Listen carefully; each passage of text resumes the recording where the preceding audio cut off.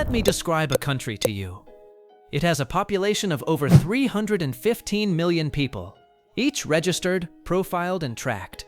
It has a standing workforce of over 1.5 million, larger than the active military of most nations. It generates more than $2,000 in revenue every single second of every single day. It controls roughly 30% of the world's internet infrastructure. It runs the cloud systems for the CIA, the Pentagon, and dozens of national governments. It has its own logistics network that rivals UPS and FedEx, its own media empire, its own surveillance technology in tens of millions of homes. It can decide, unilaterally, what 200 million paying subscribers can buy. It can decide which of its 9 million registered merchants may continue to trade, or not. It can remove a book from circulation across an entire country in a single click. It once removed WikiLeaks from its servers at the height of the world's interest in what WikiLeaks was publishing. This is not a country. It has no army. It issues no passports. It controls no physical territory beyond its warehouses and offices. But by almost every other meaningful measure of power, economic, infrastructural, informational, political, Amazon has become something that no existing category of institution quite captures. It started in a garage in Bellevue, Washington, selling books. In 1994, this is how it became something else entirely. The Garage and the Grand Plan. On July 5, 1994, Jeff Bezos incorporated Amazon.com in his garage. His original plan was not especially grandiose. An online bookstore that could offer titles no physical store could stock, delivered to your door. Books were a deliberate first choice. They were commodity products with standardized attributes, ISBN numbers, standard sizing, clear descriptions. They could be cataloged, searched, and delivered without the customer needing to see them first. Books were, in Bezos's framing, the perfect product to prove that e-commerce could work. But even in those early days, Bezos's private vision was never really about books. In a 1994 memo to potential early investors, a document that would become legendary in Silicon Valley, he described his plan as building the everything store, a single place where any consumer could buy any product, and where the key competitive advantage would not be selection, or price, or even convenience, but data. Amazon went online in July 1995.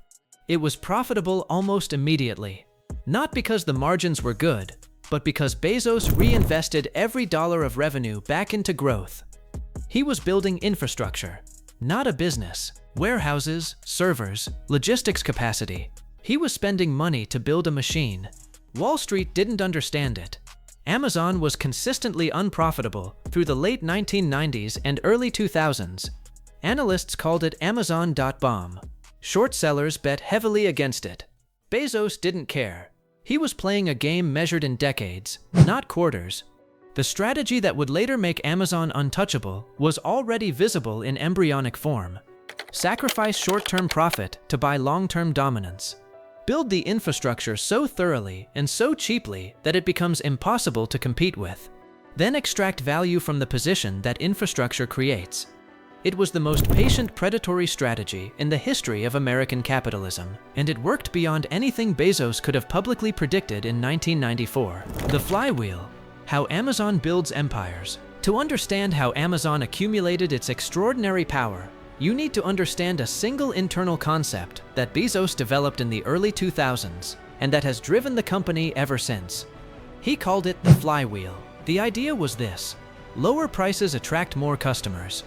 More customers attract more third-party sellers who want access to those customers. More sellers means more selection, which attracts more customers. More customers and transactions generate more data, which allows better recommendations, which attracts more customers.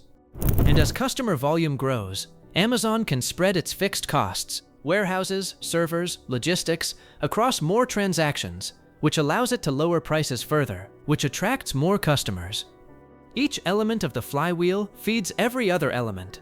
Once it starts spinning, it is almost impossible to stop, and it creates a structural competitive advantage that new entrants cannot overcome, because they cannot be in every part of the system simultaneously.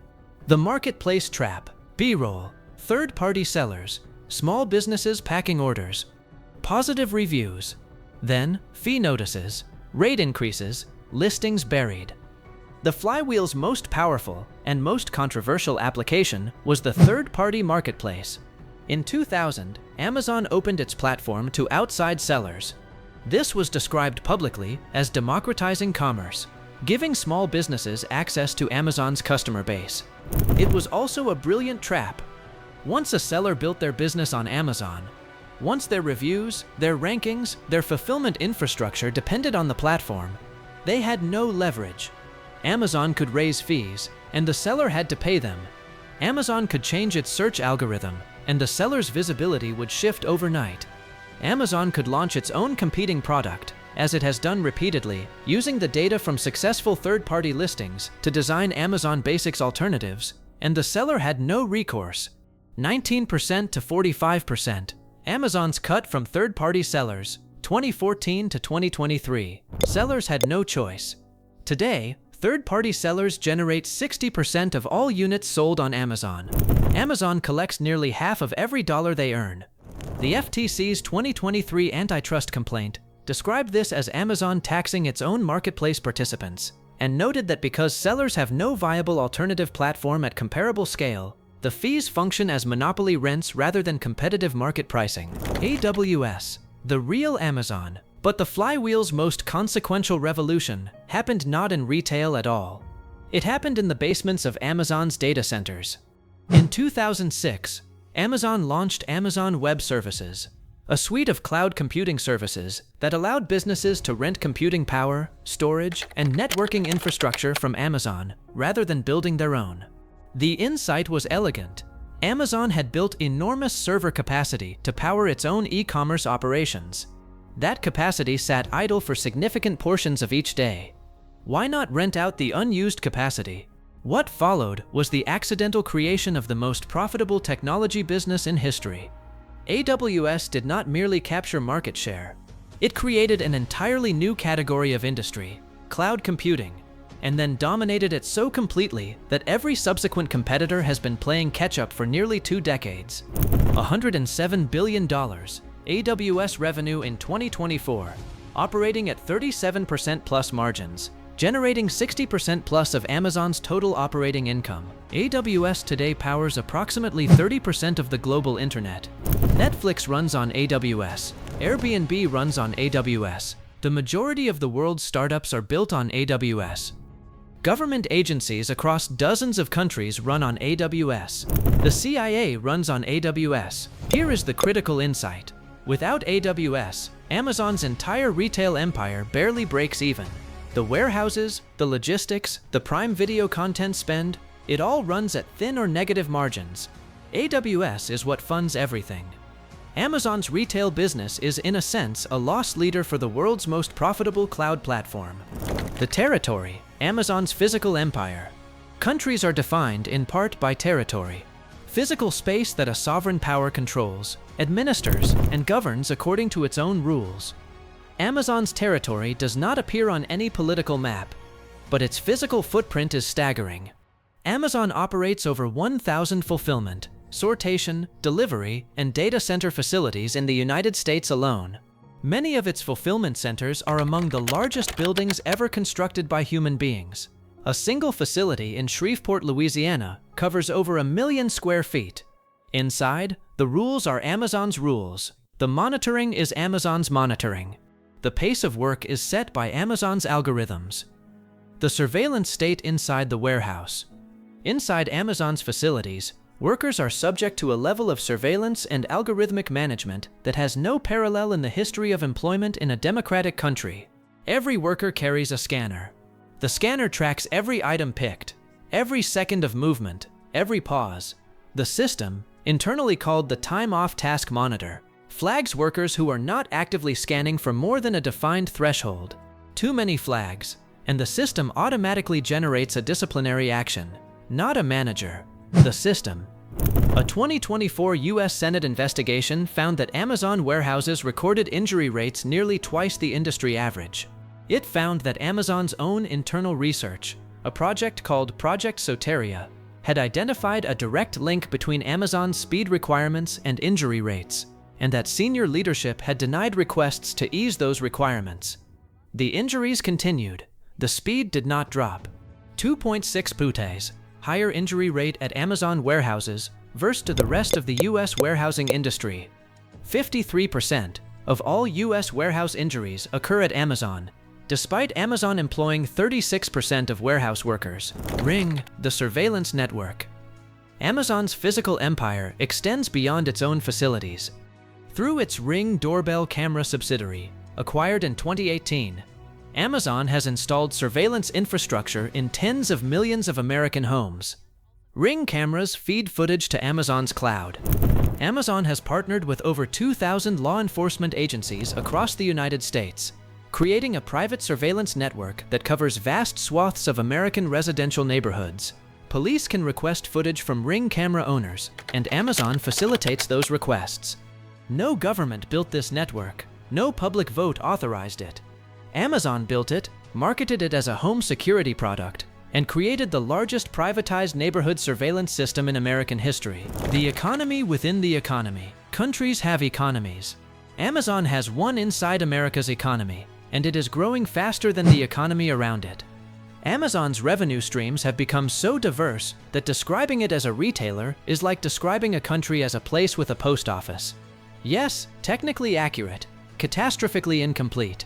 Amazon is simultaneously the largest online retailer in America, the largest cloud computing provider on Earth, the third largest digital advertising platform in the world, behind only Google and Meta, a major entertainment studio through Amazon MGM Studios and Prime Video, a pharmaceutical company through Amazon Pharmacy, a grocery chain through Whole Foods, a logistics company that now competes with UPS and FedEx for third-party delivery, a home security company, a healthcare provider, and one of the world's leading AI research organizations.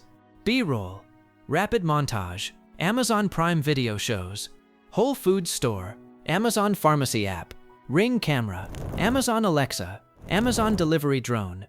Each one a separate industry. Each of these businesses, if spun out as a standalone company, would be among the most valuable in its sector. Together, they form an economic ecosystem of extraordinary breadth, one in which Amazon touches the daily lives of most Americans at multiple points, every single day. $22,000 per second. Amazon's revenue rate. 1.33 million people burn minute. $2 billion per day. The advertising empire nobody talks about. Perhaps the least discussed dimension of Amazon's economic power is its advertising business. Amazon generated $56 billion in advertising revenue in 2024, growing faster than either Google's search business or Meta's social media advertising. This advertising business is structurally unlike any other. Amazon's customers are not browsing social media or searching for information. They are actively ready to buy. They are at the point of purchase. That makes Amazon's advertising inventory the most commercially valuable attention on the internet. And it is an inventory that only Amazon controls, because only Amazon has the purchase intent data that makes it work. The FTC's antitrust complaint noted something deeply troubling about this advertising business. Amazon has reorganized its own search results to prioritize paid placements over organic results. Products that are more relevant to what the customer searched for are buried beneath products whose sellers paid for visibility. The customer believes they are seeing the best results. They are seeing the results that made Amazon the most money. The foreign policy. Amazon and the state. Countries conduct foreign policy. They manage their relationships with governments, military institutions, and international bodies. Amazon does too. Except Amazon's foreign policy is the relationship between a corporation and the governments that are supposed to regulate it. The CIA and the cloud. In 2013, Amazon Web Services won a 10-year, $600 million contract to build the CIA's cloud infrastructure. AWS was not the lowest bidder. It won because it offered capabilities no other provider could match. This was the moment Amazon became something different from a technology company. The CIA does not outsource its core infrastructure to companies it cannot trust. The contract required security clearances, deep vetting, and an ongoing relationship with the United States intelligence community that has only deepened since. Today, AWS hosts systems for the CIA, the NSA, the Department of Defense, the Department of Homeland Security, ICE, Customs and Border Protection, and dozens of other federal agencies. The systems used to track, monitor, and process immigrants pass through Amazon's servers. The databases behind America's surveillance state run, in significant part, on Amazon infrastructure. The Washington Post. In 2013, Jeff Bezos personally purchased the Washington Post for $250 million, not Amazon, Bezos himself. The Post is one of the most influential newspapers in the world, covering the U.S. government, the same government that regulates Amazon, awards Amazon contracts, and decides whether to break Amazon up under antitrust law. The conflict of interest is structural and permanent. The Post's journalists report on Amazon and Bezos. The Post's owner makes business decisions about how aggressively to pursue regulatory approval. The paper that covered Watergate is owned by the man whose company hosts the CIA's data and seeks hundreds of billions in government contracts. In late 2024, Bezos intervened to kill a Washington Post editorial endorsing Kamala Harris for president, a decision that prompted mass subscriber cancellations and staff protests. Whatever the reasoning, the message was clear. The owner of the paper makes decisions about its political content, and the owner of the paper also needs regulatory goodwill from whoever occupies the White House. The Antitrust Reckoning. In September 2023, the Federal Trade Commission and 17 state attorneys general filed the most significant antitrust lawsuit in a generation against Amazon. The complaint ran to 172 pages. Its central allegation: Amazon is a monopolist that uses its power to hike prices on consumers, extract monopoly rents from sellers, degrade the quality of its own marketplace by filling it with paid advertisements, and prevent competitors from gaining the scale necessary to challenge it. The FTC alleged that Amazon's anti-discounting practices, which penalize sellers who offer lower prices on other platforms, effectively function as a price floor for the entire U.S. e-commerce market, not just Amazon's marketplace, the whole market. Because sellers can't afford to be penalized on Amazon, they don't lower prices anywhere. FTC v. Amazon. Trial scheduled for October 2026. The most consequential antitrust case since the Microsoft breakup attempt. Amazon disputes every allegation. It argues its practices benefit consumers and sellers. The trial is scheduled for October 2026. The outcome may determine whether any government has the power to constrain what Amazon has become. The citizens. 1.5 million workers. Every country has citizens. Amazon has workers. 1.5 million of them, as of 2025. For the majority, the fulfillment center workers, the delivery drivers, the sortation facility employees, working for Amazon means working inside a system of productivity monitoring, algorithmic discipline, and physical demand that has no equivalent in mainstream employment. Amazon workers account for 36% of all warehouse employees in the United States. They account for 53% of all warehouse injuries. That gap, employing 36% of the workforce while accounting for 53% of the injuries, is not a coincidence. It is the predictable output of a system that uses surveillance technology to push human bodies at a pace that human bodies are not designed to sustain, and that disciplines workers who slow down before it addresses the conditions that make slowing down necessary. In December 2024, the International Brotherhood of Teamsters organized the largest strike against Amazon in U.S. history, with workers walking out at facilities across the country during the peak of holiday shipping season. The workers sought recognition, better wages, and safer conditions. Amazon declined to formally recognize the union or enter collective bargaining. The December 2024 strike did not win those concessions. Amazon's holiday deliveries were not significantly disrupted. The company's power over its own workforce, its ability to replace striking workers, to discipline through algorithm, to resist collective organizations, remains one of the defining labor stories of the 21st century. Amazon Labor Union won the first union vote at JFK 8 in Staten Island, 2022. Yet Amazon still refuses collective bargaining as of mid-2026. Amazon's white-collar employees, the 350,000 engineers, product managers, and executives concentrated in Seattle, San Francisco, and Arlington, live in a different Amazon entirely. They are among the highest-paid workers in the world. The company's stock-based compensation has made many of them millionaires. Two classes of citizen, one company. The gulf between them is one of the most extreme in the history of the American corporation. What it means: the country without a constitution. Here is the question that the rise of Amazon forces us to ask. A question that democratic societies have never had to answer before. What do you do when a private corporation accumulates the functional powers of a sovereign state, but without any of the constitutional constraints that limit what governments can do to their people? Governments cannot search your home without a warrant. Amazon can surveil your neighborhood with Ring cameras and share that footage with police without requiring a warrant for your neighbor's camera to capture your movements. Governments cannot prevent you from speaking. Amazon can remove your book, your product listing, your streaming show, your cloud hosting, and you have no First Amendment rights against a private company. Governments must follow due process before punishing you. Amazon's algorithm can destroy a seller's business with no human review, no appeal process, and no explanation. Countries have constitutions that constrain the exercise of power. Amazon has terms of service. Countries are accountable to their citizens through elections, courts, and constitutional law. Amazon is accountable to its shareholders and to a regulatory system that has spent 30 years trying to understand how to apply 20th century antitrust frameworks to a 21st century institution that fits none of the existing categories. The FTC antitrust case may define the answer.